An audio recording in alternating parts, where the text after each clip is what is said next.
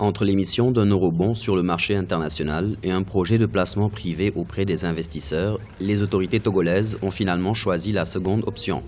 Le gouvernement va tenter de lever la somme de 397 millions d'euros, soit 260,4 milliards de francs CFA, avec l'accord des institutions de Bretton Woods dans le cadre du financement d'une partie de sa dette intérieure. Cette opération se situe dans le cadre du reprofilage de la dette publique du Togo qui consiste à saisir les opportunités qu'offre le marché international par rapport au marché domestique pour lever des fonds à des conditions plus avantageuses. Ce dispositif doit permettre au Trésor public togolais d'alléger le service de la dette publique et de dégager des espaces budgétaires et de trésorerie pour financer notamment les besoins sociaux, tout en évitant le risque de refinancement.